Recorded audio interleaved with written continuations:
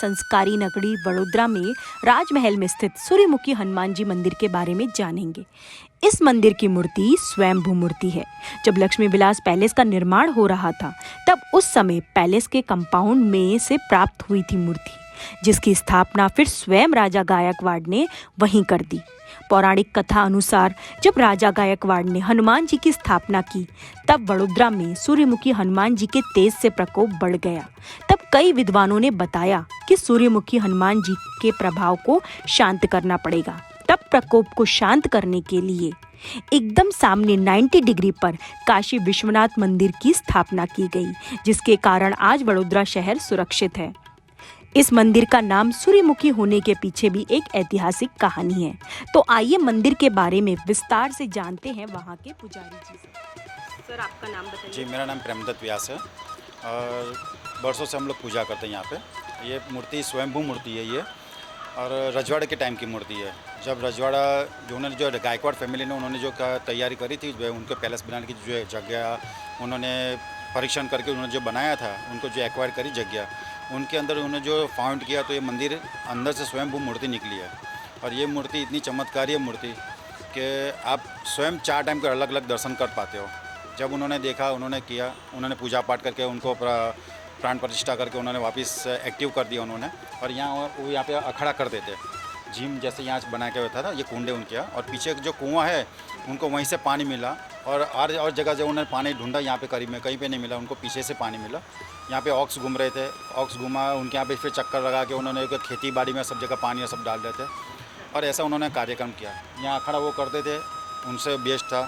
फिर उन्होंने जो हनुमान जी से उनकी प्रेरणा मिली है, उन्होंने आगे आके बहुत अच्छे काम करते गए। इन हनुमान जी की मूर्ति के अंदर ऐसा है कि आप सब जगह देखोगे, सब मूर्ति में, तो आप लेफ्ट हैंड में आप देखोगे तो पर्वत होता है और राइट हैंड में गदा होती है। ये सूर्यमुखी मंदिर में ऐसा है कि आप देखोगे ना, तो राइट हैंड में पर्वत है और लेफ्ट हैंड में गदा है। ये जो पूरा महाभारत ने जाए, फिर रामायण में उन्होंने देखा होगा, ये सब उनको उस टाइम था, उस टाइम का ये उन्होंने का जो है। जैसे देखने जाओगे, शनिदेव की 2 लड़कियाँ हैं, बड़ी पनौती है, छोटी पनौती है। उसमें बड़ी पनौती लेडीज़ रूप में उनके पाँव में है, और वो भी राइट पाँव में, और लेफ़्ट पाँव में। जैसे दूसरे मंदिर में जाकर लेफ़्ट पाँव में होते हैं, ये ऐसे राइट पाँव में।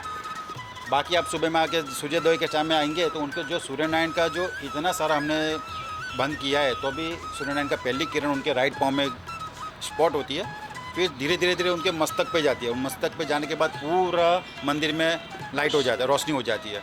फिर थोड़ी देर के बाद आप देखोगे ना, वापस उनके लेफ़्ट पाँव के अंगूठे पे स्पॉट करके फिर धूप यहाँ तक रहती है, फिर अंदर रोशनी बिल्कुल नहीं रहती है। और ये सीन में भगवान के जो दर्शन करते हैं ना, वो बेस्ट होते हैं। सुबह में आओगे आपको अलग देखेंगे, शाम को, दोपहर में आएंगे आपको अलग है, शाम को आएंगे तो अलग है, रात को मूर्ति अपना रूप बदलती। और जब आप आओगे और अपनी मनोकामना जो आप बताओगे, अपनी बातें पूरी नहीं करनी है, तो जो सच्चे दिल से, जहाँ नाभि से आवाज़ आता है ना, तो इनकी इच्छा पूरी करते हैं। पर और जो इसमें जैसे बोलते हैं ना, दही के अंदर आप दूध के अंदर आप नींबू का एक स्पून डाल दो तो दही बन जाता है, वैसे है भगवान के अंदर। आप जैसे प्रार्थना करते हो, दिल से प्रार्थना करते हो, तो आपकी प्रेरणा, आपकी जो इच्छा है जो पूर्ण करते हैं। अगर अंदर थोड़ा सा भी कचास आ गया कि मैं ऐसे कमा लूँ, मैं ऐसे उसको गद्दारी कर लेता हूँ, काम होता है, लेकिन वो बरस के बाद होता है। यानी जो आपका जाए, किसी किसी की मान्यता है, सब लोग ऐसे मान्यता आती है, यहाँ मानते हैं कि भगवान को 7 शनिवार या 7 मंगलवार नहीं बढ़ सकते कंटिन्यूस। इसमें भी भगवान को जो प्रार्थना करके अपन जो उनके प्रार्थना करने के बाद भगवान के पास आते हैं। आप बोलोगे कि मुझे 7 शनिवार बढ़ना है, 7 मंगलवार बढ़ना है, तो कंटिन्यूस आपके 7 शनिवार नहीं हो गए, बीच ब्रेकअप आ जाएगा, या कहीं बाहर जाना होता है, कुछ बीमारी आ जाती है, कुछ ऐसा प्रॉब्लम आता है, या बारिश आ जाती है, आप अंदर नहीं आ पाते हो। यानी आपको कैसे भी करके रोकेंगे, और पूरे 7 शनिवार आपको या 7 मंगलवार को पूरा नहीं कर देते। जैसे जो अगर सच्चे दिल से आप करोगे ना, तो 7 शनिवार 7 मंगलवार आपको बिना आपका बेड़ा पार कर देंगे पूरा। जैसे कि हम हर जगह देखते हैं कि हनुमान जी के पैरों के नीचे शनिदेव होते हैं जी। ये पहली ऐसी जगह है जहाँ हम देख सकते हैं कि उनकी पुत्री है, और हनुमान जी तो बाल ब्रह्मचारी जी।